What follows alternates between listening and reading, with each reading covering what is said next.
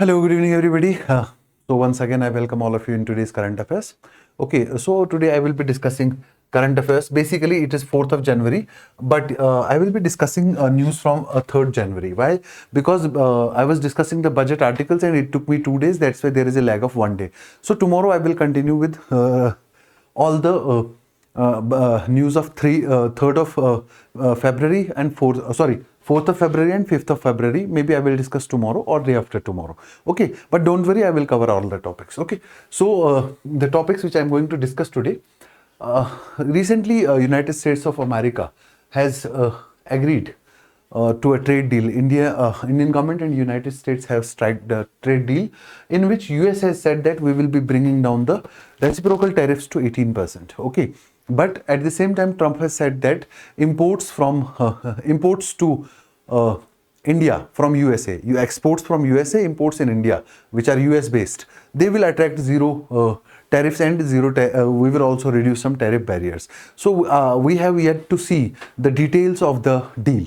Why? Because if we are going to pay 18% of tariffs to US, why US exports to India will be free? We need to see the details when the details of the scheme come. Okay, so debating the budget 2026 as turning point or tinkering. Is this a turning point or is it some tinkering around with some major issues? Okay, a cautious nudge. Structural change can restore the fiscal balance between center and states. Okay, credible and creditable. This is all praises to the budget which currently has been recently has been passed by the parliament. Okay, building on tax gamble 2024-5-26. Government gave huge relief to taxpayers by increasing the tax slabs. Moreover, there was a lot of restructuring in the goods and services tax also. So, has these tax reforms really converted into growth, or was it a risk taken which did not yield some good results? And what is going to be done in future? What should be done in the future? Okay, Finance Commission triples grant to urban local bodies. Okay, very good article. Okay, so all I will discuss today. Okay, US tariff on India reduces to 18%, says Modi and Trump. Okay, our Prime Minister also took to Twitter and Trump also took to social media and said that both have agreed a deal and the 50% penalty tariffs. Okay, 50% tariffs, out of which 25 were reciprocal tariffs. What is reciprocal? Reciprocal tariffs means when two countries are charging each other for exports. Okay, so 25% reciprocal tariffs and 25% are the penalty tariffs. What was the penalty tariff for? Penalty tariffs were for Russian oil imports. Okay, we were importing oil from Russia, huge chunk of oil, around 38% Russian oil imports to India were being done. Okay, so Indian government has agreed that we will reduce oil imports from Russia to zero. Okay, should this was this something which we should have agreed upon? If yes, then we did it. If no, we should not have done it. Experts are saying that is this a sort of surrender that we have done to US tariff threats which they have continuously posed upon us? Okay, have we surrendered to the US tariff weapon which they have used against us? This is what experts are questioning. But anyhow, हमने decide कर लिया कि हम USA हम अपना zero oil import करेंगे कहाँ से? रशिया से. ठीक है, और हम जो है यूएसए के ऊपर भी टैरिफ बैरियर्स को जीरो करेंगे. This is what Donald Trump claims. Okay, अभी डिटेल्स जो है इसके बारे में, एग्रीमेंट के बारे में हम नहीं देख पाए. टैरिफ बैरियर्स भी हम कम करने जा रहे हैं. उसके बदले में ट्रंप हमें क्या दे रहे हैं?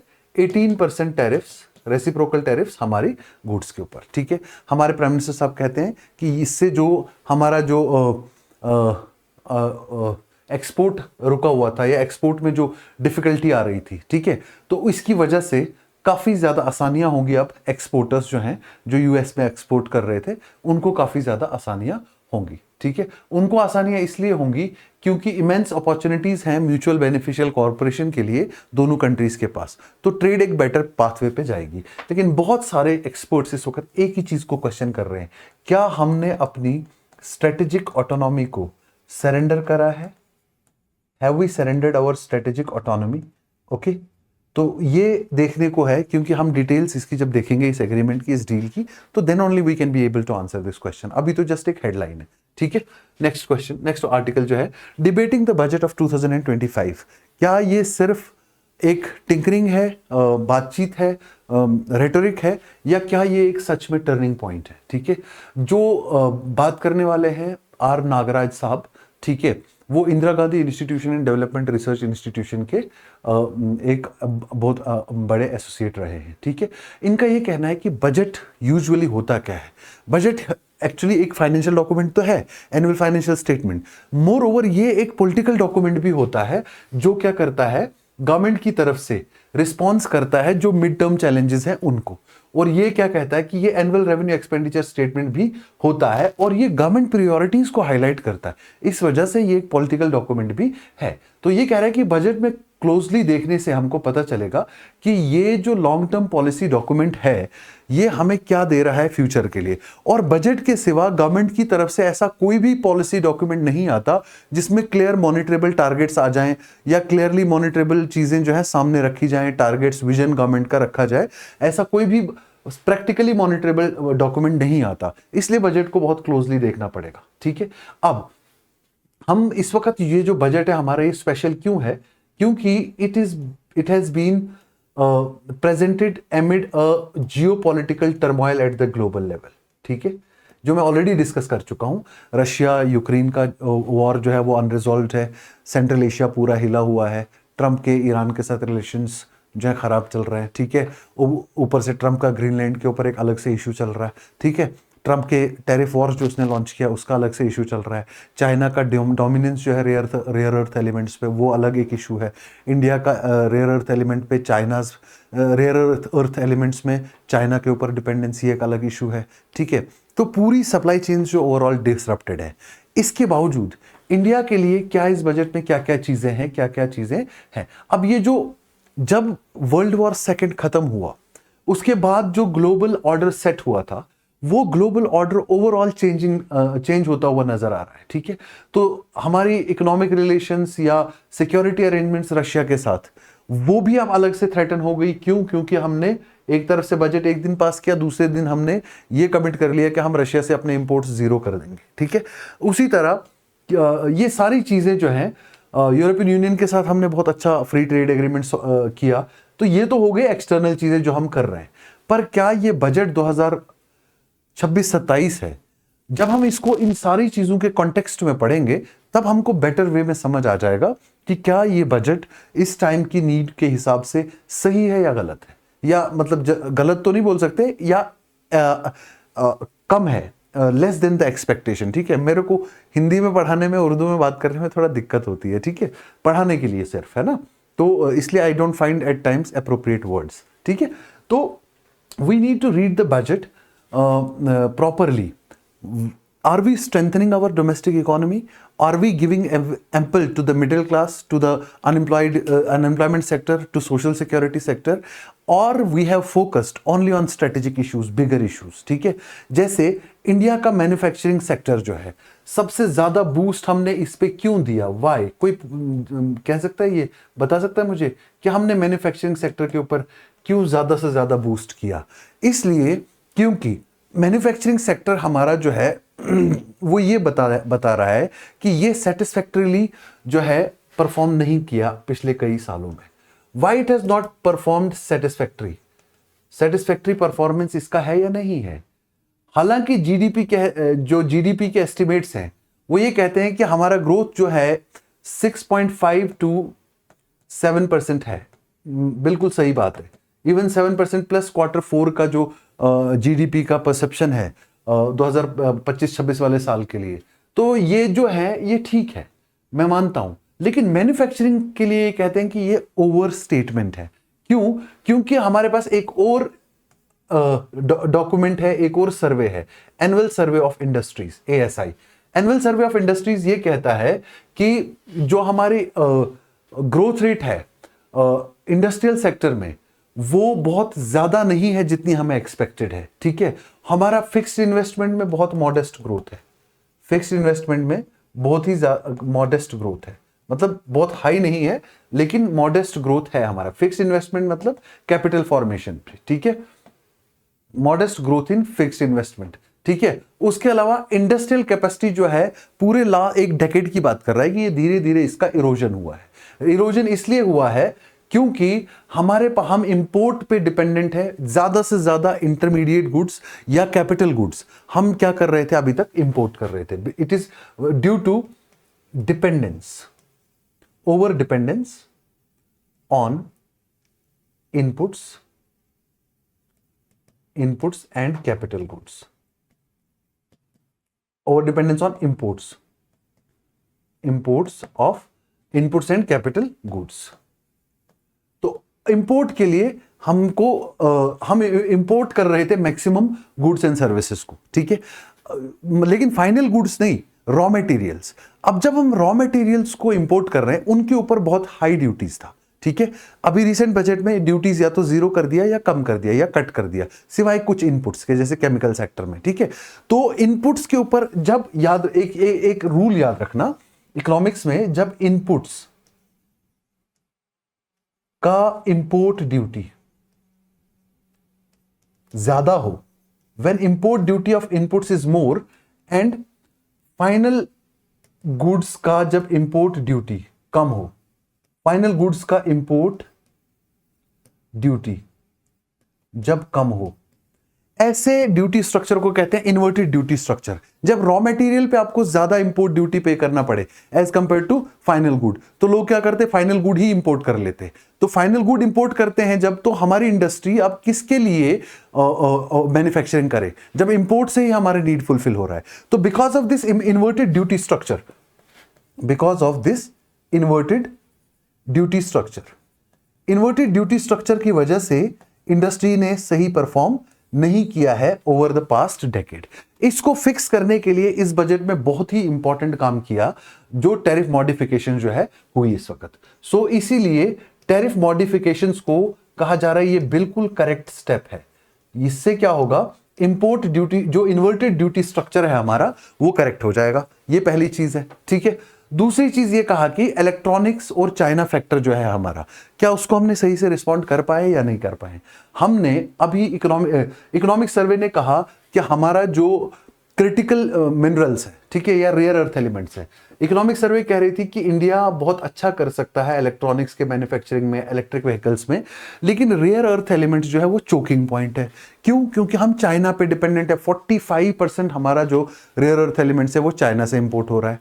इसलिए इस बजट में गवर्नमेंट ने 4 रेयर अर्थ एलिमेंट कॉरिडोर्स जो है वो एस्टेब्लिश करने की बात की। कौन कौन से एरियाज में 4 रेयर अर्थ एलिमेंट्स कॉरिडोर बताए, कौन कौन सी स्टेट्स में? Orissa, Kerala, Andhra Pradesh and Tamil Nadu. Please remember this. So it is also a very welcome step, ताकि हम माइनिंग, एक्सट्रैक्शन एंड प्रोसेसिंग कर पाएं रेयर अर्थ एलिमेंट्स की, ताकि हम उसमें सेल्फ रिलायंस अटेन कर पाएं। तो उसकी वजह से, रेयर अर्थ एलिमेंट्स की वजह से हमारा इलेक्ट्रॉनिक सेक्टर या सेमीकंडक्टर मैन्युफैक्चरिंग सेक्टर और सेमीकंडक्टर इंडियन सेमीकंडक्टर मिशन 2.0 ये भी हमने अनवील किया अभी। अब इसकी डिटेल्स तो नहीं आई, लेकिन सेमीकंडक्टर मिशन 1.0 तो ऑलरेडी चल ही रहा है सेमीकंडक्टर में इंडिपेंडेंस के लिए, ठीक है। उसके बाद micro, small and medium enterprises को रिवाइव करने के लिए और मॉडर्नाइज करने के लिए, पुरानी माइक्रो, स्मॉल, मीडियम एंटरप्राइजेस के लिए हमने क्या कहा? हमने कहा कि हम ओल्ड लेगेसी क्लस्टर्स को रिवाइव करेंगे। 120 legacy clusters micro small industries में हम ये करेंगे, ठीक है। तो ये भी एक राइट स्टेप है जो मैन्युफैक्चरिंग सेक्टर की जो बूस्ट अप करने के लिए है, ठीक है। उसके अलावा फॉरेन डायरेक्ट इन्वेस्टमेंट के जो नॉर्म्स है वो भी ऑलरेडी हम ईज कर रहे हैं, ठीक है। और जियोपॉलिटिकल अनसर्टेनिटीज की वजह से हमें इन्वेस्टमेंट अट्रैक्ट करना थोड़ा मुश्किल भी हो रहा है, और इन्वेस्टमेंट अट्रैक्ट करने के लिए हमने खूब सारे इस बार प्रोविजंस बजट में रखे, ताकि बाहर के लोग जो हैं हमारी कंट्री के अंदर इन्वेस्ट कर सके। जैसे कि जो हमने digital processing of all the imported components, ठीक है, ये एक रूल बनाया, ठीक है। Single window clearances for all the foreign investors, ठीक है। और उसके बाद उनको जो टैक्स हॉलीडे हमने जो अनाउंस किया, ठीक है, तो tax holiday of 20 years for foreign investors, ठीक है। तो ये सारी चीजें जो है ये स्टेप्स है राइट डायरेक्शन में, ठीक है। लेकिन कुछ जगह पे इस बजट में साइलेंस है, जैसे सेंटर और स्टेट्स के बीच में जो फाइनेंशियल शेयर है, फाइनेंस कमीशन ने सेम रख दिया। कितना रख दिया फाइनेंस कमीशन ने? 41%। जैसे 15 फाइनेंस कमीशन ने रखा था, डिविजिबल पूल ऑफ टैक्सेस में से 41% जो है किसको देंगे? हम स्टेट्स को देंगे, ठीक है। स्टेट्स ऑलरेडी फाइनेंशियल क्राइसिस में है। मैंने पिछले आर्टिकल्स में बताया कि स्टेट्स का जो स्टेट डेवलपमेंट लोन्स है या मार्केट बोरोइंग्स है वो कंसिस्टेंटली इंक्रीज हो रही है, क्योंकि सेंटर से जो पैसा स्टेट्स की तरफ डिवॉल्व हो रहा था वो कम होता चला गया। क्यों? क्योंकि जो डिविजिबल पूल ऑफ टैक्सेस है वो 80% से ज्यादा था, लेकिन अब 80% से कम हो गया, क्योंकि cesses, surcharges, GST compensation cess, ये सारे central divisible pool of taxes में से बाहर हैं, ठीक है। 16 फाइनेंस कमीशन ने ये एक्नॉलेज किया कि स्टेट का जो डिविजिबल पूल ऑफ टैक्सेस है वो कम हो चुका है, लेकिन हम इसमें कुछ कर नहीं सकते, इसलिए वर्टिकल डेवोल्यूशन को हम 41% पे ही रख रहे हैं, ठीक है। तो स्टेट और सेंटर के बीच में जो रिलेशंस हैं या फिस्कल फेडरलिज्म जो है उसके ऊपर जो है ज्यादा फोकस नहीं किया। और दूसरा ये भी कहा है कि बजट जो सेंट्रली स्पॉन्सर्ड स्कीम्स हैं उनमें, जैसे मनरेगा को रिप्लेस कर दिया वीबीजी रामजी से, और ह्यूज फाइनेंशियल बर्डन उसका भी स्टेट्स पे आ गया। उधर से फाइनेंस कमीशन का रिकमेंडेशन है कि स्टेट्स अपना फिस्कल डेफिसिट जो है वो 3% पे लिमिट कर लें। वो कैसे हो पॉसिबल है जब सेंटर से भी फंड नहीं आ रहे हैं, ठीक है। तो स्टेट्स को अपने डे टू डे एक्सपेंडिचर्स को मीट करना है, वेलफेयर स्कीम्स को मीट करना है, तो फिर वो मार्केट बोरोइंग ना करे तो क्या करे। तो ये सारे इश्यूज इस बजट में अनएड्रेस्ड रह गए, मतलब लोकल प्रॉब्लम जो है वो थोड़ी सी अनएड्रेस्ड रह गई। हालांकि जो मैन्युफैक्चरिंग सेक्टर का प्रॉब्लम है वो एड्रेस हो रहा है, ग्लोबल अनसर्टेनिटीज के साथ डील करने के लिए, इन्वेस्टमेंट अट्रैक्ट करने के लिए वो सारे प्रोविजंस रखे गए हैं, इनवर्टेड ड्यूटी स्ट्रक्चर को करेक्ट करने के लिए वो भी अच्छा एक स्टेप है। लेकिन ओवरऑल जो है स्टेट फाइनेंसेस वाले एरिया में जो है थोड़ा सा और ज्यादा बेटर डिस्कशन किया जा सकता था। अगला एडिटोरियल भी इसी बारे में बात कर रहा है। वो कह रहा है कि ये वाला बजट जो है बहुत क्रेडिबल बजट है और बहुत क्रेडिटेबल बजट है। वो क्यों क्रेडिटेबल है? क्योंकि इसने प्रूडेंस का मतलब होता है सस्टेनेबिलिटी, जो सॉलिडनेस होती है कि ये बिल्कुल प्रूडेंट चीज है, मतलब लॉन्ग टर्म के लिए बहुत अच्छी है, ठीक है। और मल्टी प्रोंग्ड मेजर्स जो हैं इसने इसमें मेंशन किए, rather than big bang reforms, जो बड़े बड़े रिफॉर्म्स छोटे थोड़े थोड़े टाइम के लिए। तो लॉन्ग टर्म स्ट्रेटेजी है इस बजट में, ठीक है। उसने कहा कि 2025 का बजट जो है उसमें ज्यादा डिस्कशन जो है टैक्स स्लैब्स का जो कम करना था उसके ऊपर डिस्कशन था, टैक्स स्लैब्स वर रिड्यूस्ड, ठीक है। उसके बाद इस बार जो है टैक्स स्लैब्स को छेड़ा नहीं गया, जीएसटी रिफॉर्म्स को ज्यादा छेड़ा नहीं गया। हाँ, हमने इस समय ज्यादा फोकस किस पे किया? कस्टम ड्यूटीज के ऊपर, कस्टम ड्यूटी रैशनलाइजेशन किया हमने, जो कि लॉन्ग टर्म के लिए हमारा ज्यादा बेटर है। मेक इन इंडिया को भी सक्सेसफुल बनाएगा, क्योंकि रॉ मटेरियल काफी सारे एरियाज का सस्ता हो जाएगा, काफी सारे सेक्टर्स का रॉ मटेरियल सस्ता हो जाएगा, ठीक है। उसके बाद हमने कई सारे एरियाज जिनको फोकस किया, जो 7 एरियाज हैं, 7 वेल थॉट एरियाज जिन पे फोकस करने को इस बजट ने कहा। वो कौन कौन से 7 वेल थॉट एरियाज? जैसे बायोफार्मा, जिसमें बायोफार्मा शक्ति की बात की गई, bio similars as well as biologics बनाने की बात की, बायोमेडिसिन, ठीक है। उसके बाद सेमीकंडक्टर्स, सेमीकंडक्टर मिशन 2.0 भी इसमें अनवील किया गया। इलेक्ट्रॉनिक्स के लिए, रेयर अर्थ एलिमेंट्स के लिए मैंने अभी बता दिया, रेयर अर्थ एलिमेंट्स के लिए 4 कॉरिडोर्स, ठीक है। केमिकल्स के लिए, कैपिटल गुड्स के लिए, टेक्सटाइल्स के लिए खूब सारा जो काम किया है, ठीक है। अब जो इंडिया सेमीकंडक्टर मिशन 2.0 है उसकी डिटेल्स तो हमारे पास बाद में आएंगी, लेकिन एटलीस्ट अनवील हुआ तो इसका मतलब हम इसमें भी आगे ग्रोथ करने वाले हैं, ठीक है। बायोफार्मा शक्ति स्कीम का क्या पर्पस है? इंडिया को बायोफार्मा मैन्युफैक्चरिंग में ग्लोबल हब बनाने के लिए, और 10,000 करोड़ इसके लिए एलोकेट किया। तो ग्लोबल वैल्यू चेन्स में इंडिया का प्रेजेंस बढ़ाने के लिए खूब सारी बातें इस बजट में हैं, ठीक है। फार्मास्यूटिकल्स का मैंने आपको पहले ही बता दिया कि उसमें जो यूएसए के पेनल्टी टैरिफ्स है वो एग्जेम्प्टेड थे ऑलरेडी, तो फार्मास्यूटिकल में ज्यादा हमारा पोटेंशियल था। अच्छा, लास्ट बजट में हमने एक mission, export promotion mission, EPM, export promotion mission was announced in 2025, ठीक है। अब ये 2025 में, हालांकि बहुत सारे जो चीजें जो मेंशन हुई थी पिछले बजट में, बजट अब फरवरी में मेंशन हो गई, नवंबर में एक्सपोर्ट प्रमोशन मिशन का क्लियरेंस दिया फिर कैबिनेट ने। तो ये डिले जो है, जैसे चैंपियन एमएसएमई की बनाने की बात इस बार की है, तो अगर ये भी इसी तरह डिले हो, नवंबर तक इसका क्लियरेंस आए और लेआउट आए, तो ये ज्यादा प्रॉब्लमेटिक है। इसलिए जितने भी हमारे इश्यूज है उनको बहुत क्विकली उनको किक इन करना चाहिए, ठीक है। एमएसएमईज जो 48.6% हमारे एक्सपोर्ट का क्या करती हैं, कंट्रीब्यूट करती हैं, ठीक है, उनके लिए हमारा इक्विटी, लिक्विडिटी और प्रोफेशनल सपोर्ट प्रोवाइड करने के लिए खूब सारी बातें हैं इसमें। यूरोपियन फ्री ट्रेड एग्रीमेंट जो साइन हुआ है वो थोड़ा टाइम ले सकता है, लेकिन जो बजट में अनाउंसमेंट्स हैं they must come up very quickly and they must be put in place very quickly, ठीक हो गया। तो ये सारी चीजें जो है इसमें बताई गई।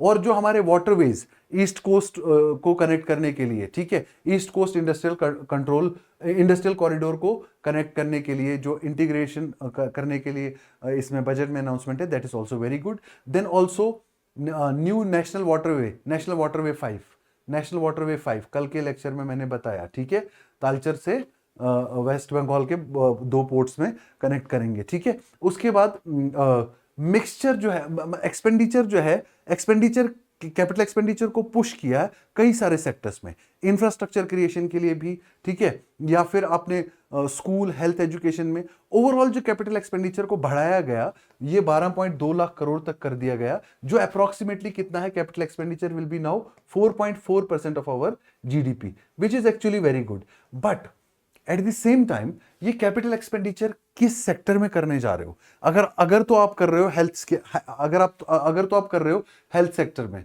अगर तो आप कर रहे हो स्कूल एजुकेशन में, अगर एजुकेशन सेक्टर में कर रहे हो तो वहां जॉब्स भी क्रिएट होंगी, एम्प्लॉयमेंट जनरेशन भी होगा, बाकी चीजें भी होगी। लेकिन अगर इंफ्रास्ट्रक्चर के नाम पे सिर्फ ये रोडवेज एंड अदर प्रोजेक्ट्स बनाओगे तो उसमें उतना ज्यादा मतलब आपने करना है कैपिटल एक्सपेंडिचर तो क्वालिटी कैपिटल एक्सपेंडिचर किया जाएगा या नहीं किया जाएगा, ये चीजें ज्यादा इंपॉर्टेंट है देखने के लिए, ठीक है। उसके बाद ये कहा है कि सेंट्रल फाइनेंसिस पे आपने स्ट्रेस तो दिया, लेकिन स्टेट्स के लिए आपने थोड़ा सा ज्यादा आपने ध्यान नहीं दिया। और जो टैक्स पेयर है, मिडिल क्लास के लोग, they have not been made happy because nothing has change in the tax sector, ठीक है। अच्छा, इनडायरेक्ट टैक्स रिलैक्सेशन दिया आपने marine, leather and textile sector को प्रमोट करने के लिए, energy transition to cleaner energy sources, that is also very good, ठीक है। अब आपने ये प्रोजेक्शन बताया कि कॉर्पोरेट टैक्स करीब करीब 14% बढ़ेगा, ठीक है, लेकिन ये आपने पिछले साल भी बताया था और नहीं बढ़ा।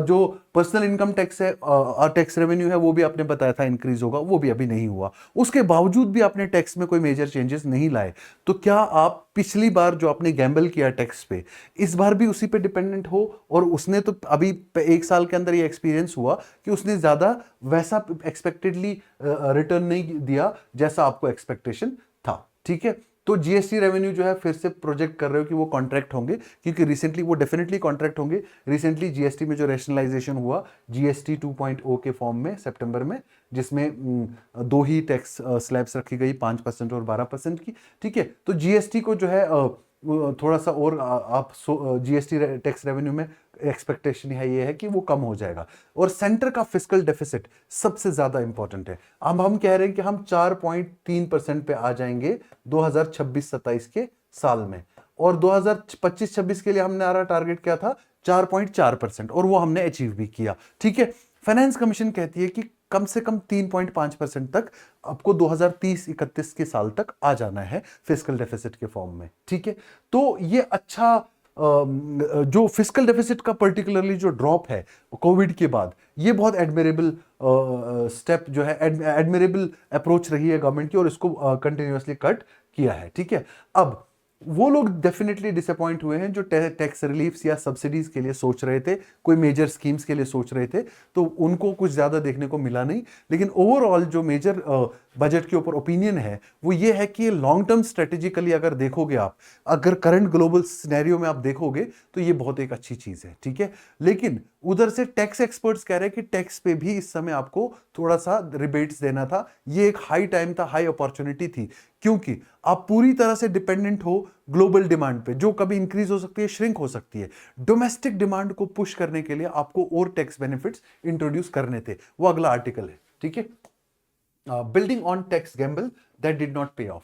टैक्स गैम्बल क्या था पिछले साल का? क्या था पिछले साल? ये था कि टैक्स स्लैब्स बढ़ाए गए अप टू 12.75 lakhs आपको कोई भी टैक्स नहीं, zero tax up to 12.75 lakh.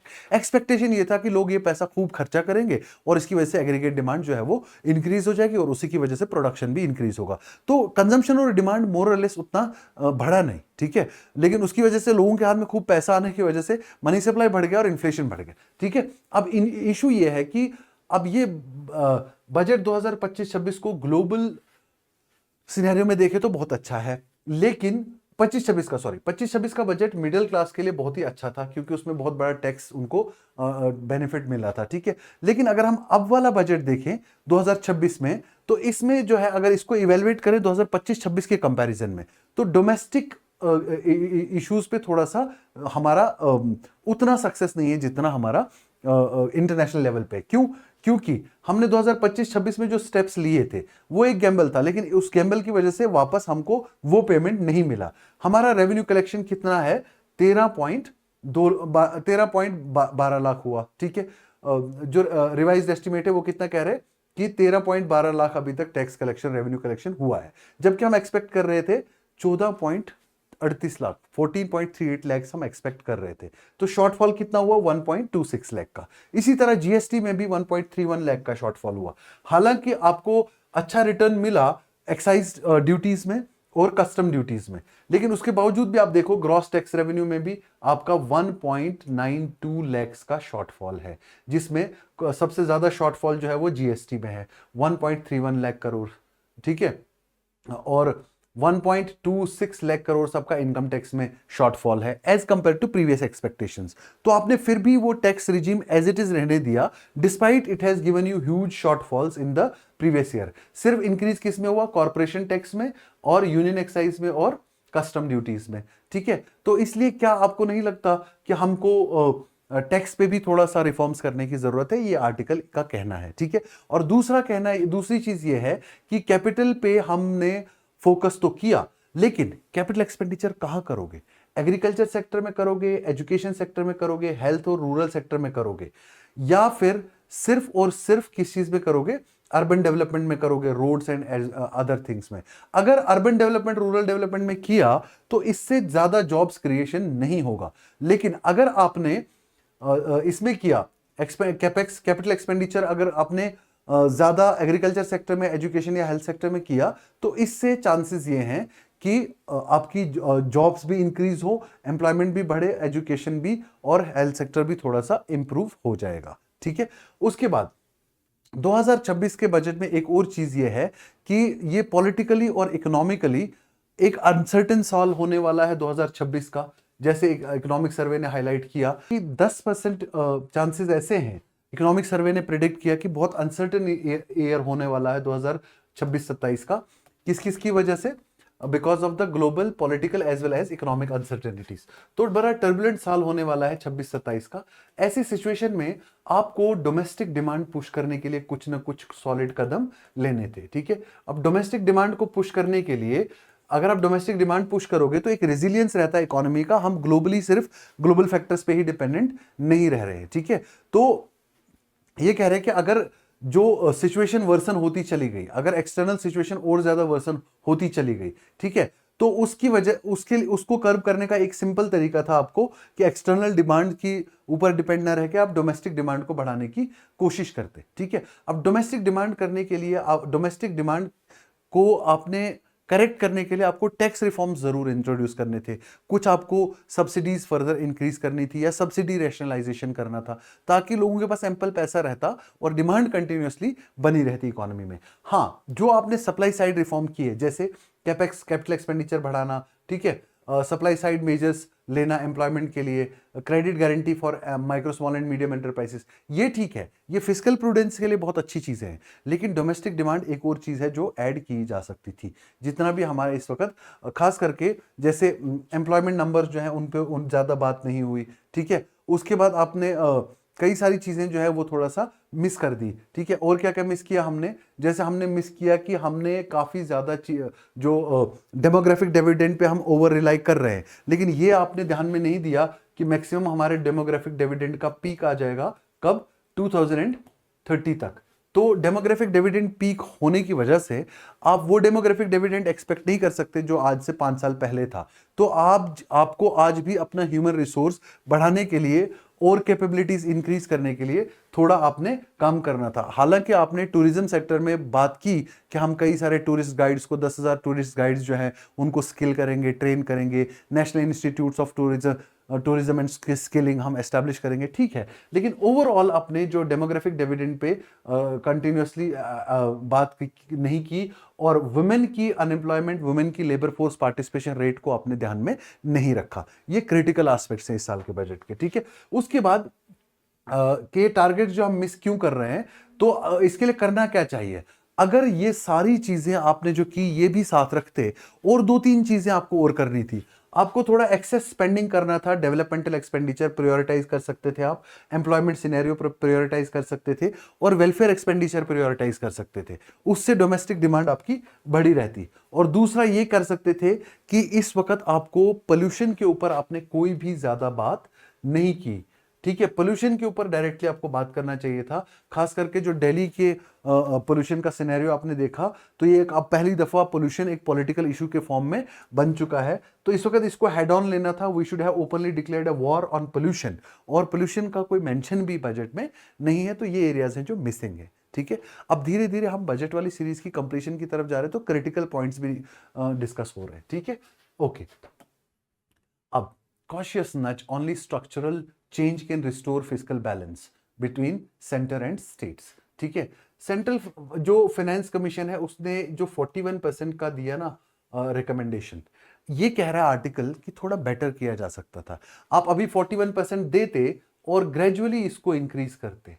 अगर ग्रेजुअली इंक्रीज करके इसको 50% तक लेके जाने की बात करते, तो फेडरल स्टेट्स को थोड़ा सा ज्यादा ट्रस्ट होता, और स्टेट्स थोड़ा सा ज्यादा कॉन्फिडेंट फील करती इस वक्त एज कंपेयर टू जितना वो अभी लो कॉन्फिडेंस में है। लो कॉन्फिडेंस में इसलिए है क्योंकि आपने कंटिन्यूअसली देखा कि फाइनेंस कमीशन ने ये बताया कि स्टेट्स का जो already divisible pool of taxes है वो श्रिंक हो चुका है, ठीक है। तो वो इसीलिए स्टेट्स क्या कर रही हैं, मार्केट बोरोइंग्स बहुत ज्यादा कर रही हैं।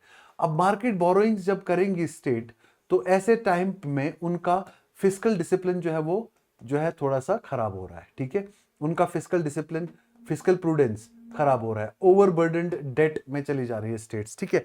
ऐसे टाइम पे स्टेट्स एक्सपेक्ट कर रही थी कुछ सपोर्ट, ठीक है। सपोर्ट में एटलीस्ट सेस, सरचार्जेस, ये अगर डिविजिबल पूल ऑफ टैक्सेस में आपने लाए होते तो स्टेट्स का शेयर थोड़ा सा बढ़ सकता था, ठीक है। और ये भी कहा फाइनेंस कमीशन ने फ्लैग किया है कि हमको जो है जो वेटेज दिया है पॉपुलेशन साइज को, हमने चलो ध्यान में रखा कि जो स्टेट ज्यादा पॉपुलेटेड है उनको थोड़ा सा ज्यादा हम डेवोल्यूशन करेंगे। और कंट्रीब्यूशन टू जीडीपी जो पहले नहीं था क्राइटेरिया 15 फाइनेंस कमीशन में, तो जीडीपी की तरफ कंट्रीब्यूशन कितना स्टेट्स कर रही हैं, ये एक क्राइटेरिया बना दिया इस बार के फाइनेंस कमीशन में। पहले था टैक्स एफर्ट्स कि टैक्स रैशनलाइजेशन में क्या एफर्ट्स कर रही हैं स्टेट्स, वो अब आपने हटा दिया और आपने कंट्रीब्यूशन टू जीडीपी को रख दिया, और इसको आपने वेटेज भी दे दिया कितना, 10%। कितना दे दिया, 10% दे दिया, ठीक है। लेकिन इसके बावजूद भी सिर्फ कुछ मार्जिनल गेन्स हुए, खास करके सदर्न स्टेट्स में। ओवरऑल हॉरिजॉन्टल डेवोल्यूशन जो है, कुछ स्टेट्स ऐसी भी हैं जिनको अब थोड़ा सा शॉक लगेगा, जिनमें थोड़ा सा सेंटर पैसा जो है वो थोड़ा सा कम जाएगा, ठीक है। एज कंपेयर जितना उनकी इंक्रीज होनी चाहिए थी उतना इंक्रीज नहीं होगा। तो उनको आपने, उन स्टेट्स को आपने ध्यान में नहीं रखा कि उनके लिए एक कैलिब्रेटेड अप्रोच रखी जा सकती थी, ताकि वो थोड़ा सा एब्जॉर्ब कर पाए जो शॉक अभी उनको लगेगा ट्रांसफर्स की वजह से, ठीक है। उसके बाद 16 फाइनेंस कमीशन की रिकमेंडेशन जो है, इसने स्टेट फाइनेंसेस को के ऊपर जो स्ट्रेस है उसको रिकॉग्नाइज तो किया, लेकिन कोई स्ट्रक्चरल चेंज के लिए, रिफॉर्म के लिए बताया नहीं कि कैसे ये स्ट्रेस जो है स्टेट्स फाइनेंसेस के ऊपर, इसको कम किया जाए, ठीक हो गया। नेक्स्ट, फाइनेंस कमीशन ने अर्बन लोकल बॉडीज के लिए जो ग्रांट्स है उनको 3 गुना ज्यादा बढ़ा दिया है। 16 finance commission 7.91 lakh crore for urban local bodies, जबकि 15 फाइनेंस कमीशन का कितना था, 4.36 लाख करोड़, ठीक है। अब देख लो कितना इंक्रीज है, ठीक है। और अगर आप देखोगे 10th finance commission, it was only 5,000 crores. Okay. 11th finance commission, 10,000 crores. 12th finance commission, 25,000 crores. 13th finance commission, 87,000 crores. Consistently आप अर्बन लोकल बॉडीज का जो एक्सपेंडिचर है वो बढ़ाते चले गए, ठीक है। अब इसका ये मतलब नहीं है रूरल लोकल बॉडीज का कम है। अगर आप लोकल बॉडीज का टोटल जो एलोकेशन है फाइनेंस कमीशन का, उसमें देखो तो रूरल लोकल बॉडीज में पहले 81% जा रहा था, 10% ही अर्बन लोकल बॉडीज में जा रहा था। ये कब की बात है? 10वें फाइनेंस कमीशन की। लेकिन 16 फाइनेंस कमीशन ने थोड़ा बैलेंस किया, 45% of the devolution will be to urban local bodies and 55% will be to rural local bodies, ठीक है। उसके बाद जो अर्बन लोकल बॉडीज को एलोकेशन है फाइनेंस कमीशन की तरफ से, ठीक है, किस किस फाइनेंस कमीशन ने कितना कितना बताया ये भी आपको बताया कंसिस्टेंटली जो है वो। अब ये अर्बन के लिए एक विंडफॉल की तरह बताया जा रहा है, लेकिन अर्बन एरियाज में आप किस चीज पे इसको यूज करोगे सबसे ज्यादा इंपॉर्टेंट ये चीज रहेगा, ठीक है। अब अर्बन लोकल बॉडीज या लोकल बॉडीज के लिए जो ग्रांट्स आती है फाइनेंस कमीशन की तरफ से, वो कई सारी चीजों पे यूज होती है। लोकल बॉडीज के लिए जो ग्रांट्स आती हैं, कुछ होती है टाइड ग्रांट्स। दो तरीके की मेनली ग्रांट्स याद रखना। कुछ होती है tied grants. Tied grants, what are tied grants? Tied grants means those grants which are given for specific purposes, जैसे सैनिटेशन हो गया, सॉलिड वेस्ट मैनेजमेंट हो गया, वाटर मैनेजमेंट हो गया। मींस इसका बताया जाता है कि किस पर्पस के लिए दी जाती है, they are purpose given for a purpose, ठीक है। और then there are untied grants. Untied grants, untied grants are given that local bodies will fix their priorities, कि वो कौन सी प्रायोरिटीज, कौन से एरियाज को जो है कवर करना चाहते हैं, उन एरियाज के लिए वो एक्सपेंडिचर्स उनको मिलते हैं, ठीक है। अब टाइड ग्रांट्स और अनटाइड ग्रांट्स का पहले 60-40 रेशियो होता था, इस बार 50-50 रेशियो कर दिया इनका, कि 50% ग्रांट्स टाइड रहेंगी, 50% अनटाइड ग्रांट्स रहेंगी। फाइनेंस कमीशन की ग्रांट्स है कंसिस्टेंटली अगर आप देखोगे तो अर्बन लोकल बॉडीज की जो ग्रांट्स हैं वो कंटिन्यूसली इंक्रीज होती चली गई, ठीक है। अब ये जो कंटिन्यूसली अर्बन लोकल बॉडीज के ऊपर जो ग्रांट्स हैं वो इंक्रीज होती चली गई, तो उसमें सबसे इंपॉर्टेंट पार्ट ये नोट करना है कि ये जो ग्रांट्स आती हैं, बेसिक ग्रांट्स हो चाहे परफॉर्मेंस ग्रांट्स हो, इनमें सबसे ज्यादा कंपोनेंट बेसिक ग्रांट्स का होता है। बेसिक ग्रांट्स दो कंपोनेंट्स होते हैं, टाइड और अनटाइड, जो मैं ऑलरेडी बता चुका हूं कि टाइड ग्रांट्स जो होती है वो फॉर पर्टिकुलर पर्पस दी जाती है, जैसे सैनिटेशन पर्पस हो गया या सॉलिड वेस्ट मैनेजमेंट हो गया, वाटर मैनेजमेंट हो गया। और अनटाइड ग्रांट्स जो है वो दी जाती है on fixing priorities by urban local bodies like road, infrastructure, construction and maintenance etcetera etcetera. उन चीजों के ऊपर जो है ये अनटाइड ग्रांट्स फिर यूज की जा सकती हैं, ठीक है। तो ओवरऑल सबसे ज्यादा पार्ट जो होता है वो बेसिक ग्रांट्स का ही होता है, जिसमें दो किस्म की आती है, टाइड और अनटाइड ग्रांट्स। पॉइंट जो नोट करने के हैं वो ये है कि अर्बन लोकल बॉडीज का कंसिस्टेंटली शेयर बढ़ाया जा गया है पिछले फाइनेंस कमीशन के द्वारा, और रूरल लोकल बॉडीज का कंसिस्टेंटली कम किया गया। देखो पहले 81% था, फिर 80, फिर 80, फिर 74, 70, 64, अब बैलेंस कर दिया गया। अब 55% for rural local bodies and 45% for urban local bodies out of all the total share which has been given to local bodies, which has been given to local bodies, ठीक है। अब अर्बन लोकल गवर्नमेंट में या state जो भी local governments हैं, ठीक है, किस किस स्टेट को कितना मिला है वो इस चार्ट में, लेकिन ये बहुत इंपॉर्टेंट याद रखना नहीं है, ठीक है। शुक्रिया आज के लिए। कल फिर हम कुछ और करंट अफेयर्स के साथ मुलाकात करेंगे। Thank you so much for joining me today.